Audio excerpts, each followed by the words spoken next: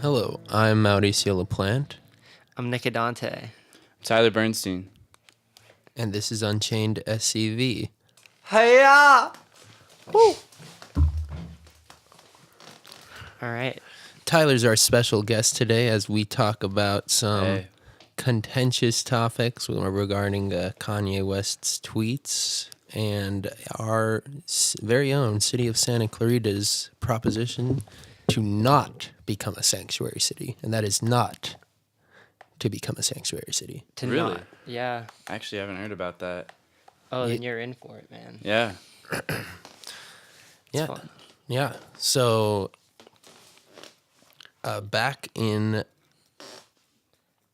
March, late March, the proposition was brought up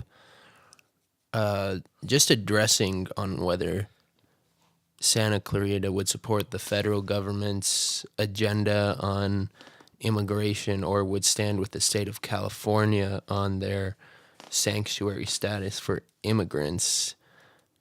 And it wasn't a council-wide agreement. It was mostly on Councilman Bob Keller's part that he was very vehement against the city becoming sanctuary or standing with the state. Sounds like something Bob Keller would stand for. Sure. Yeah. Has he pretty much always voted like hardline conservative in the government's Santa Clarita government history? Do you know? I don't know his exact voting record, but the ideology he voices certainly illuminates that sort of.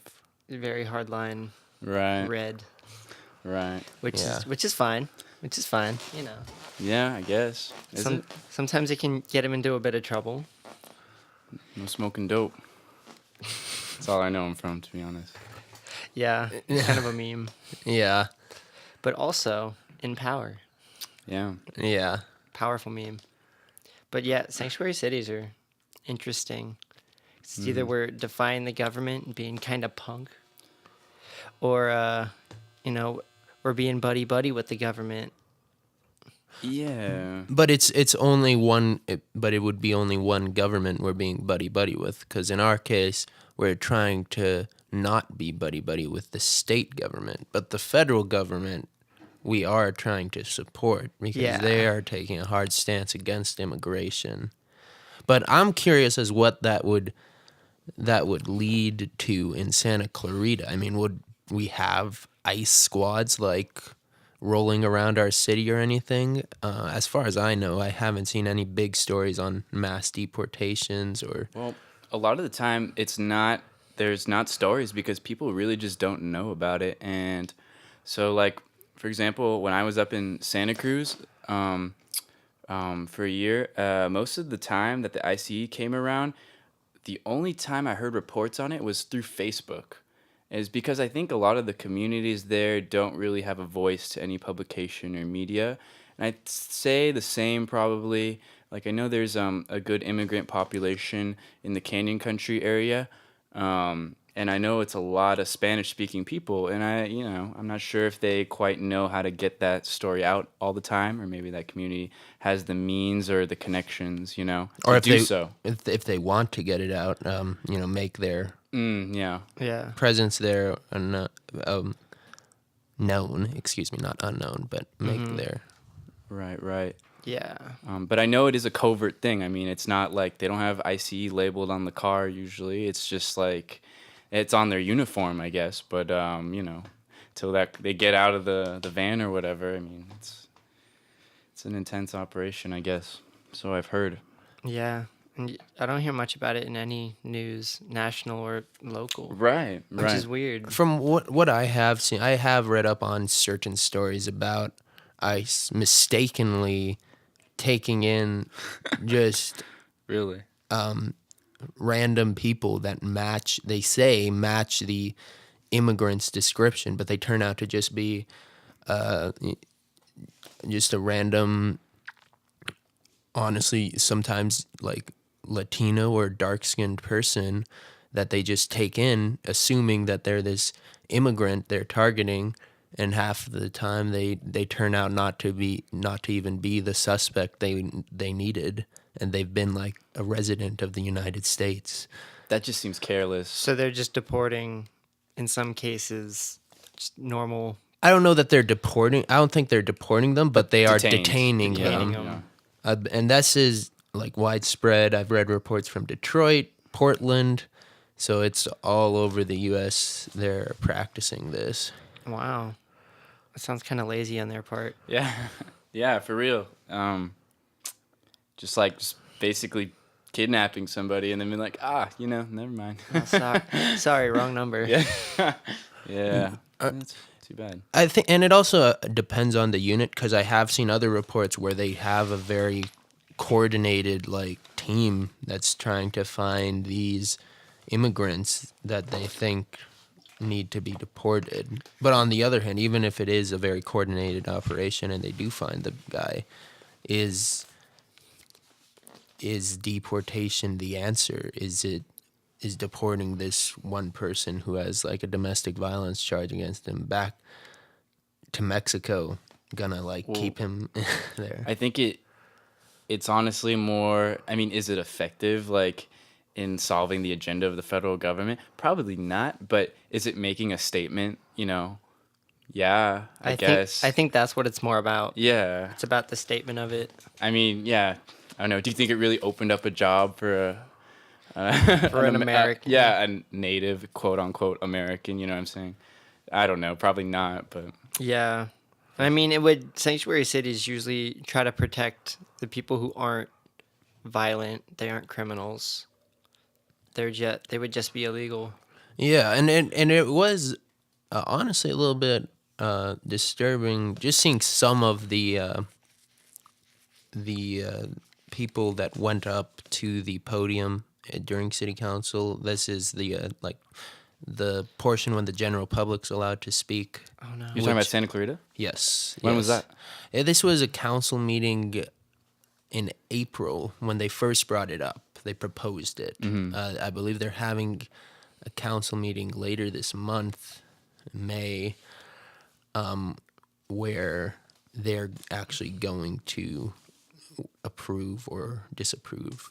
So they make a decision this month? I believe so. Were you at the last city council? I was not at that city council meeting, but the video footage I saw and photos, it was just packed. So this is obviously a concern for Santa Clarita residents. Now, who's concerned about it becoming a sanctuary city or more concerned about it not is up to debate still, because yeah. And I'm sorry, it's not a vote citywide. It's a vote in the inner government people by the council. On the council. It is a council ordinance. I see. It's just interesting it wasn't interesting. It was a little disturbing to see though some of the people were just like, oh, they use the F-bomb and they're saying these effing criminals are being welcomed into our city, and I was just thinking, just because they're immigrants doesn't mean they're effing criminals, right? There's some ignorance in the subject. Certainly. And like a lack of human aspect of it, where they're just reading news articles, and like the rhetoric around sanctuary cities is very negative nationwide in a lot of publications. So maybe that's just what it is. Yeah, but it is. I mean, these people are certainly voicing a deep fear they have of our city becoming a supposed sanctuary for immigrants. Mm-hmm. So, I guess we'll stay tuned. Yeah. Hopefully we'll see what happens in the next few weeks, but it's So something that's concerning a lot of residents. what could the average person do maybe to voice their opinion, or where could they do that? A Santa Clarita resident. I'd say they'd go to the next city hall meeting Yeah. that happens. I believe it's later this month in May. They're gonna have they're gonna repeat the ordinance and decide whether to move it forward or not. Right. So they have a time for all the public, the general public, to come up and voice concerns to the council. But whether it's going to have an effect or not, I don't know. You didn't. Yeah. You don't. We don't know until it happens. Yeah. I hope we become a sanctuary city. I mean, I don't want to ruin people's lives. People's lives be ruined from this, but Oh, definitely, without a doubt. Yeah. right?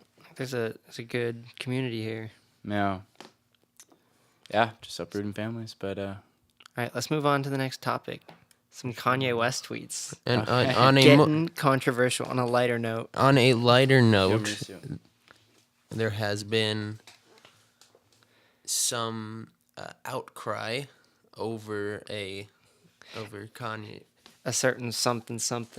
Over a certain rap producer and singer's support. Hey man, it's for a okay to be certain friends with president. Donald Trump. I think so. Yeah, in the name of love, right? In the name of love. Uh-huh. Hip hop's been infatuated with Donald Trump for a while. Oh, that's definitely true. But But it was funny before, yeah. I mean, it could still be funny now to some, but he's a symbol for something, He definitely is. and for racism, homophobia, transphobia.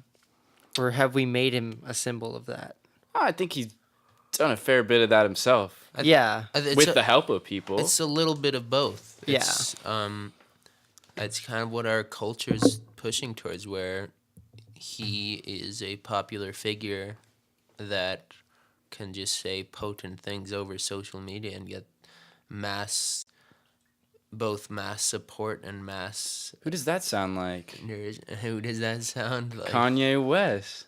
Wow. With So, if you consider people part of the problem, for lifting Donald up like that, would you consider people part of the problem, for Kanye too, supporting that kind of thing and allowing him to talk, allowing him to say his very strange messages, very maybe not so positive message, maybe hurtful messages. I don't think it's hurtful in No? a way. No, I think he's got positive intentions from it or behind it.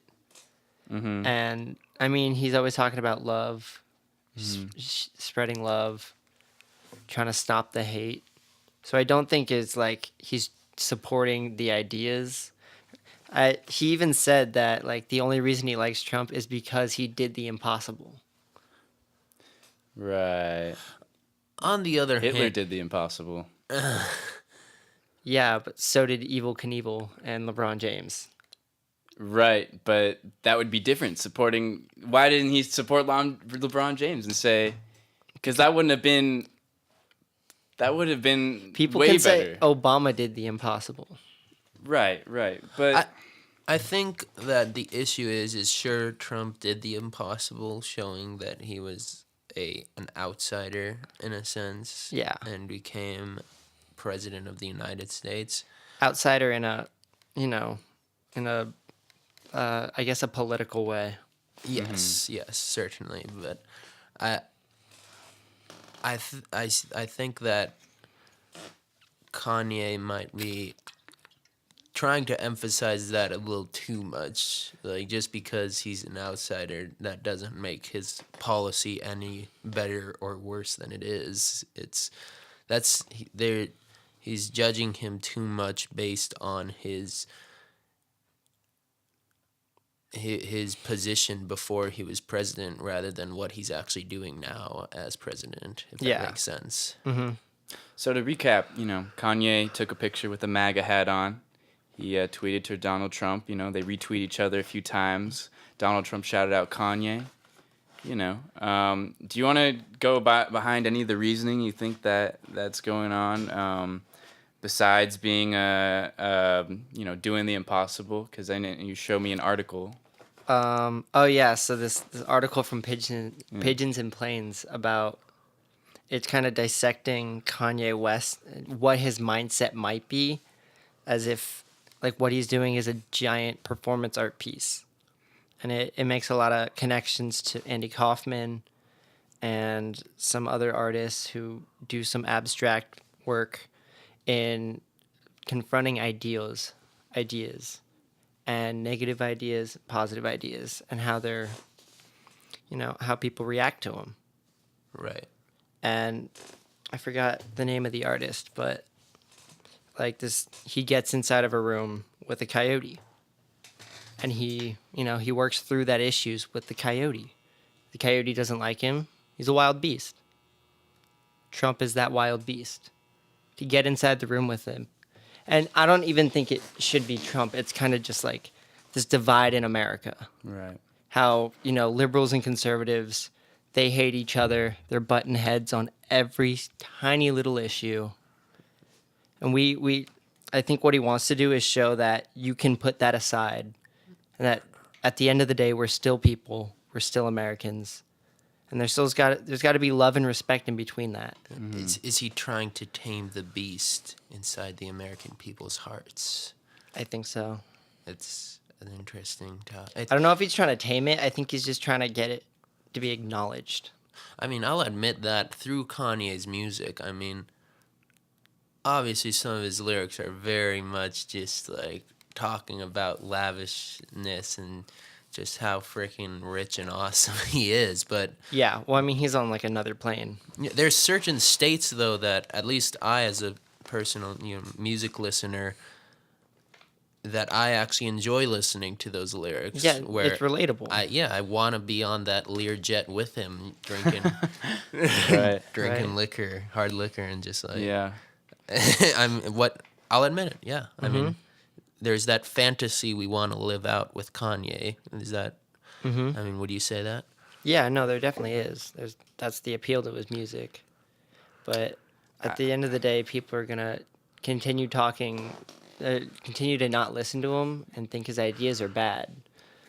What do you think? I don't think his ideas are bad. I think he's a very intelligent person. I think he's probably one of the most worthwhile artists to really, explore, and I think his body work is really incredible, but I don't think that means that we should take every one of his art performance ideas as something that was good. I mean, I just think that there are too many people that can be influenced by that type of thing, and people that maybe don't understand his love message and really just see the surface of that, which is immediately, I like Donald Trump. That's really what it's telling me, and that maybe it's okay. It just feels like a big old normalization of a demagogue and just hatred. And I understand his angle. I understand it. I just don't think it was the right approach. But I do find the performance art, I think it's very cool because besides Andy Kaufman, John Lennon did that kind of thing too with Yoko Ono in the hairpiece era, in the War Is Over If You Want It, and they really used the idea of the same way, performance art. People are gonna watch them because they're icons, so might as well make an art piece of it and influence the minds of everyone, And I think in a way it was very effective. Yeah, I guess what I'm trying to say is, his angle was maybe not the way I would have done it. But is it effective? It is effective, maybe not the way that he wants it to be. Does it effective in spreading love? I don't think so. I don't think it's really the right way that he's doing it. I think it's too soon to tell. He is transforming this whole idea of not just Insta, but social media art, promotional art. I mean, when people start trying to tie art with social media, there's obviously going to be a lot of criticism from both the art community and general public. But Kanye is is essentially going beyond that.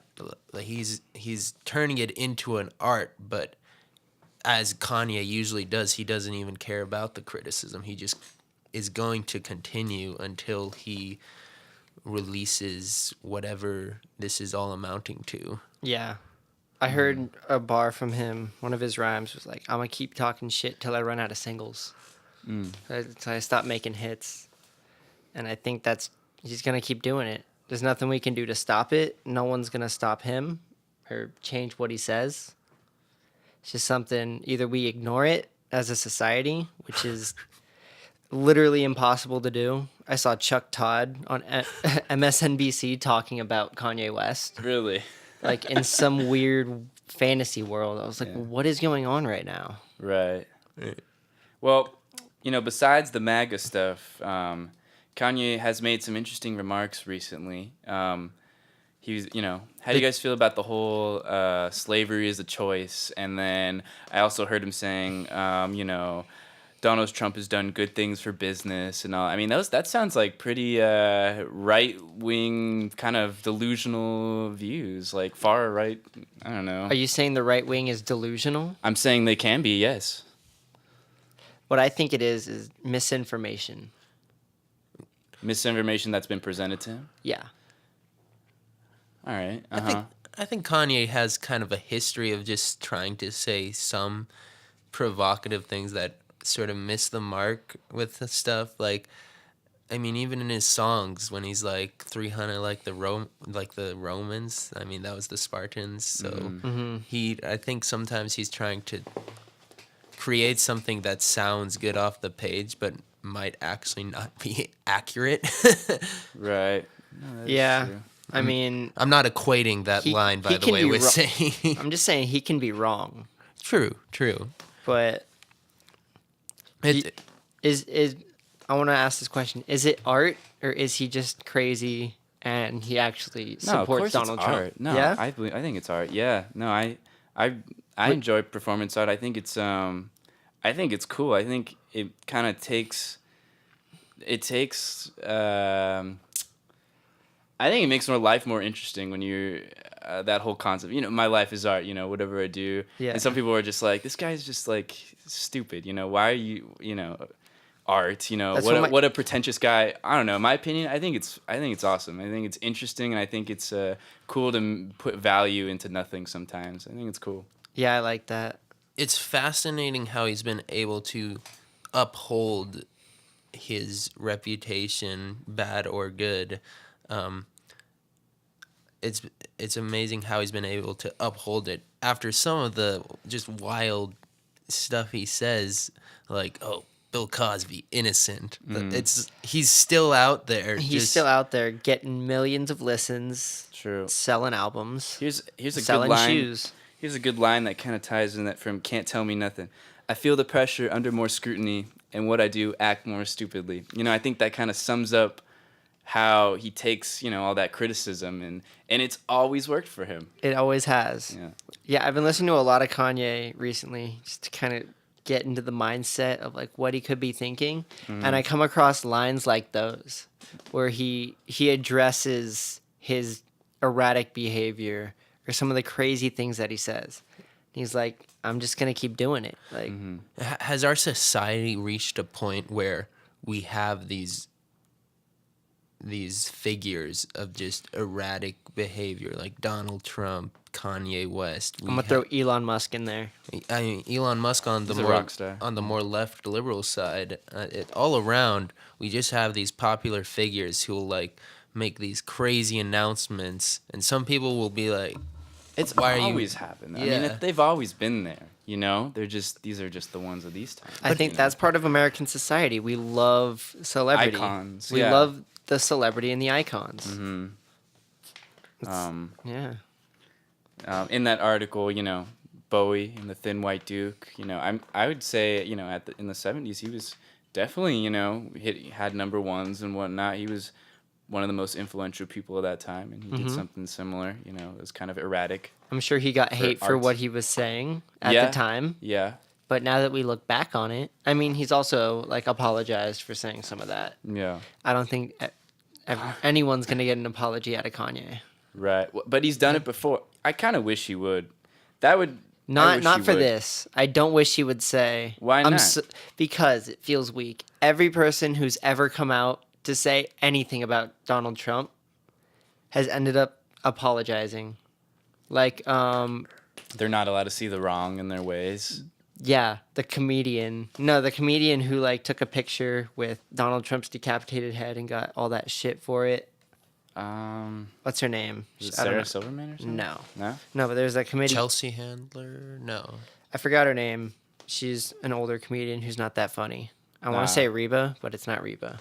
But everyone has always ended up apologizing. I just want to see someone stand by their word. I think that's good, dude. I I don't like seeing him normalized. That's just not. I don't think it's stands for- normalizing. I think it is. I think He's what not- he stands for and what he's his policy and It's not about policy. it is because he is the face of all that. He represents all that policy that he's put forward. He does. He was in his campaign promise. You know, all these wild things that he's made a lot of it come true. You know. Yeah. And I think when people realize the depth in that, I think it's I don't know. I don't give personally, I don't see any reason to give him flack for realizing or maybe I think it's too soon okay. because what I see almost on a weekly basis is a company or a person, something goes wrong, something bad happens, bad press, and their immediate reaction is to apologize. Not that, I mean, some situations you absolutely should, but some you just got to stand by what you said. I think It shows like, I don't know, a weak backbone. People are just ready to bend over to be like, oh, give me popular opinion back, please, please. I think another question to ask is how are we as a society going to look back on this in 50 years? Like that question in The Crucible by Arthur Miller. That was about the witch trials, and Arthur Miller comes in like the middle of the play and he's like, how in society are we going to look back at this era? He was talking about the witch hunt in Hollywood, the Blacklist, and the Hollywood 10. How are we going to look back on this era where we're persecuting these people over nothing? But are we persecuting? Are people trying to persecute Kanye over nothing? How are we going to look back at this? I don't think he's getting persecuted. I think he's getting persecuted. I think he's getting persecuted. Persecuted comes with a connotation that like Okay, you're right. He's not persecuted. he's not persecuted. He still has Like, millions he's of allowed- dollars. He's still allowed to talk. And I mean, no one's stopping him from talking, physically or whatever. People are trying to He's saying- persecute him. He's saying some batshit crazy things. He's allowed to. Good. I'm glad that he's getting slapped back. Yeah. On the Should other expect it. On the other hand, Tyler is right. I mean, he's not really getting persecuted. He Yeah. still has millions of dollars and is And getting plenty of millions of followers. listens. Yeah. Like, he put out an interview with Charlemagne, and a day later, it's a 2-hour interview. A day later, it has 5 million views. So there's no persecution. You were right about that. So with the 2018 midterms coming up, though, I mean, what I keep thinking of is, damn, I think there's a lot of unpolitical or non-political people in America, and with this big, I don't know, I just feel, I'm afraid that maybe some people will lean towards MAGA, because personally, if you haven't already been able to tell, I'm not quite a fan of MAGA. And perhaps you think that could have influenced him being the most famous entertainer. I would go to say one of the most famous entertainer in the world, married to the most famous, reality family in the world, that he could influence an election, maybe. You think Kanye would try to influence, Not try, but accidentally influence? I don't know. Shift. Yeah, I'm not. I don't think conservatives like him right now because they're like, finally, a black person is on our side, like they have with every single black conservative out there. They immediately claim him and hype him up no matter what. Ben Carson. No. Yeah, A little bit. literally Ben A little bit. Carson. Herman Cain. Does anyone remember Herman Cain? Oh, that's a throwback. Dude, 2012, 2011, I think. Oh, Yeah, man. was that the pizza shop guy? No. Oh, okay. He was a He wasn't candidate running. he was a candidate for the Republican seat for the 2012 election against Obama. Yeah, I remember that. Yeah. I mean, Mitt won it over him, good old Mitt Romney, but Ugh. that was another. But I think there were some allegations that came up against him. All right. Okay. Anyways, Okay, I was back gonna to say Kanye. this. Kanye and his family and the Kardashians donated to Hillary. They've been to the All Lives Matter protests, the women marches. They're in no way. Really? Yeah. Kanye was at the All Lives Matter protest. Yeah, there's pictures of him. Really? Mm-hmm. He even said after the Donald Trump thing, he even said, "My hero is Emma Gonzalez I saw of that, Parkland." Yeah. And immediately afterward, I saw some conservative talk show host be like, "I thought you were standing up for free thought. What is this?" Free thought when it, Free thought in coincides quotes. with what you when it believe. comes to that. It's. I think your point about the midterm elections and what effect he could have. It's weird to think that right now a lot of people think this is like a distraction. All this fire over Kanye's tweets. How much is it actually helping, say, that caravan of immigrants down at the border, or just changing policy in Congress? This is kind of a huge distraction, but it's one of those things like back in 2015 when we all thought Trump was just a huge distraction, where it could grow into this actual political force. Mm-hmm. I don't think Kanye has political power As of now. Well, as of now. I mean, as we've seen, money often equates to political power in this country. I don't think he's going to... And he has cultural influence. Yeah, That's the most powerful thing he has. Which I think is political. Cultural influence is definitely political. Oh, it definitely is. I mean, do you think the Me Too has affected politics? And I mean, that is a cultural movement, That is. But, I mean... And I would say no, that's not really. I wouldn't say Kanye's going to start lobbying. Right. I'd say he's probably just going to... Run for president? Well, yeah. I think that's his main endorsement of Trump, was that he won, so why can't I? He's carrying on this sort of rhetoric or spirit, in a sense of, like you said, the coyote, like the beast in The American wild animal. politics and culture. I think we've seen it since the Trump campaign, that there's this strategy being used that we're just going to have express these wild views that we have and get every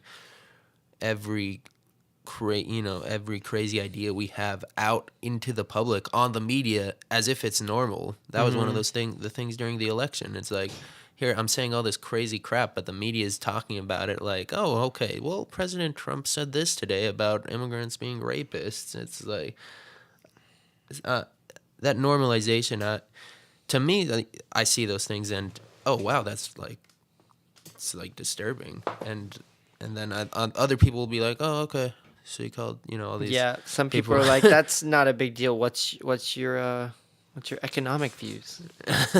Yeah. Like, some people just didn't care about it. It was, yeah, it's disturbing. And just like this normalized approach towards these really derisive tones towards other people, other groups of people. Yeah. One thing that I think Kanye has faced the wrath of since the election was how reactionary the public has become. I mean, it's always been reactionary, but now that Twitter is an amplification of public opinion, it's just gotten a lot, more noticeable. You're saying that backlash is quicker to come, or Backlash is quicker to come. Yeah. And that's why apology is so much quicker to come. Okay. Yeah, I think in the case of Twitter.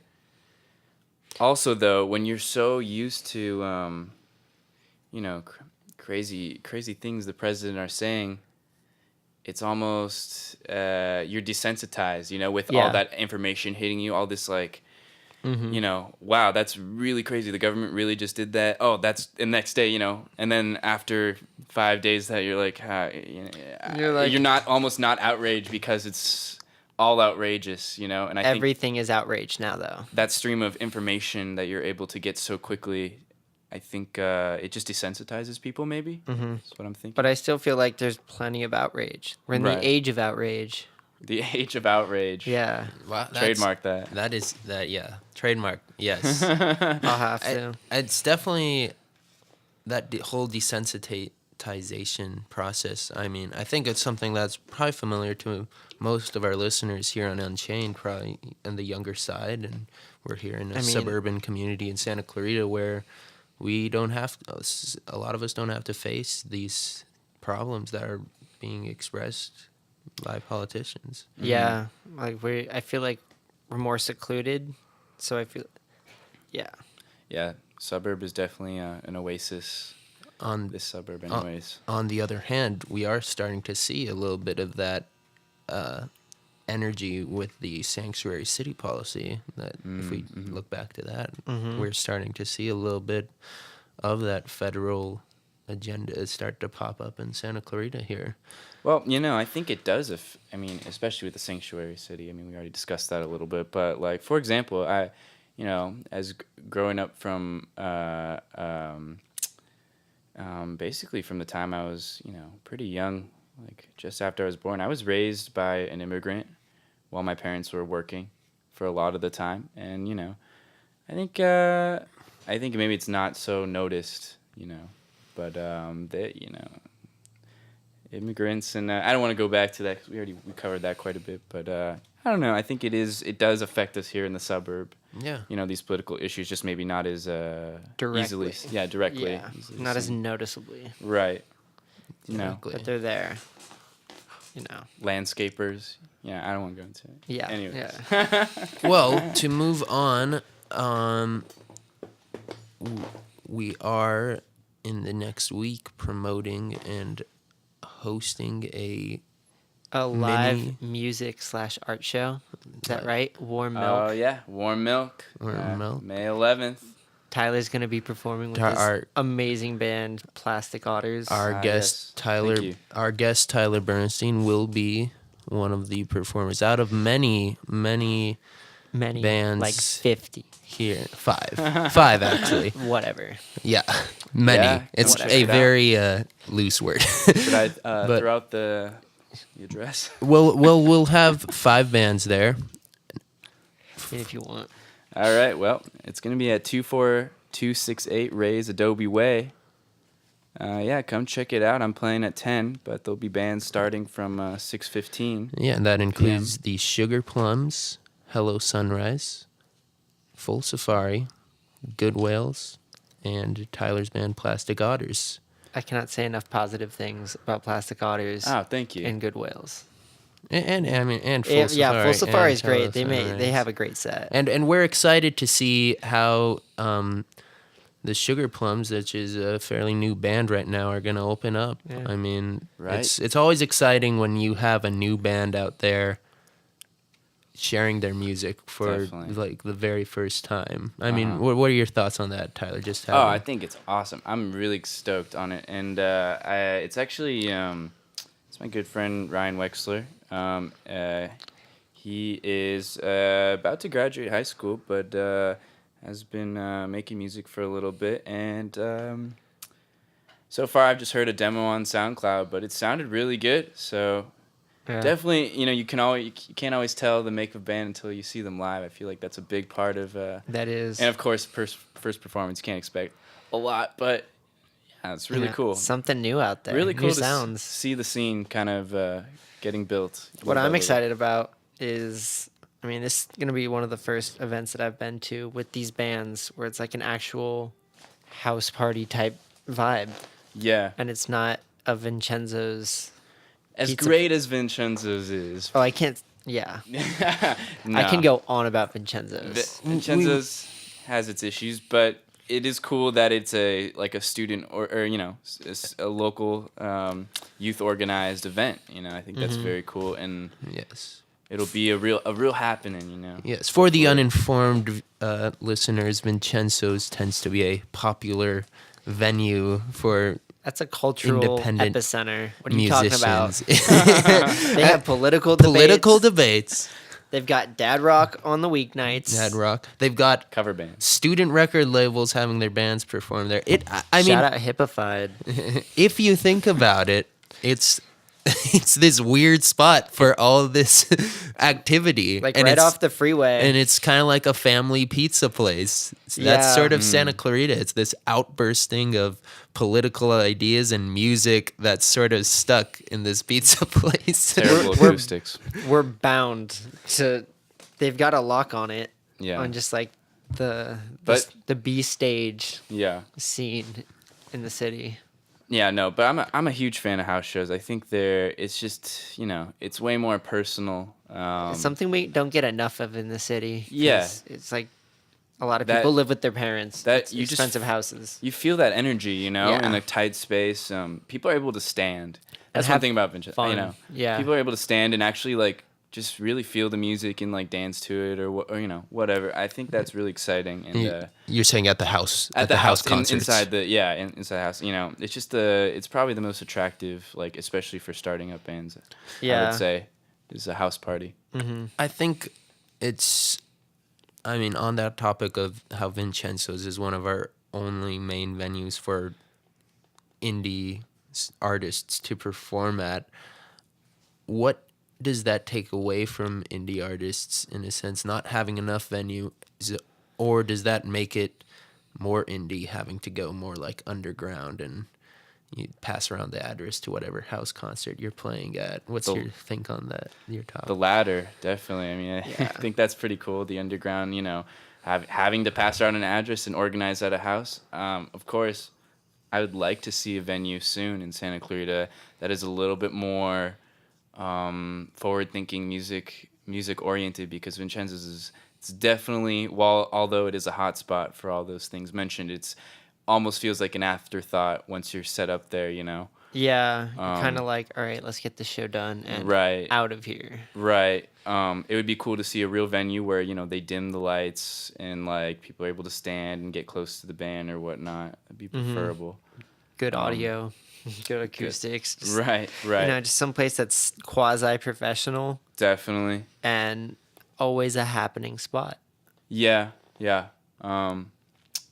But what's cool is that actually Unchained SCV here is going to MC the show on the 11th. Oh, yeah. And Might that's just- something we just new. remembered. I might freestyle, but I probably won't. Lay down some bars. Yeah. That would be cool.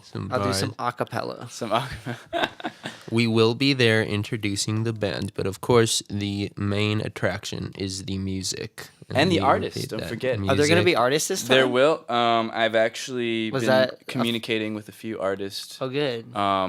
One, I believe his name is, if I say this wrong, forgive me. Colin Thurber is going to display some art. Tyler Vicente will be coming to display some art. Possibly, there's a few more. There's one girl that I know, local artist, Morgan Gross. She is, I believe, coming to display some art. And a few others that I haven't contacted. I think Chris Yellen, the owner of the house, has been in contact with. So not only are there going to be great acts, there'll be art as well. Great people. Yeah. I'm excited. Oh, yeah, me too. Definitely. Same. Yeah. Tyler, have you tried to book any gigs in town? Or like out in LA? Have you been have you been looking, or you just like recording? Well, this band started a few months ago, so it's been kind of just Vincenzo's concerts and then a few house shows. But that is the goal. I hooked up with these people that I'm playing as like a session guitarist, Alana Aguilar. It's a potentially paid gig in LA that'll be like in the next week or two. But as far as my own band, working on it. Yeah. Yeah.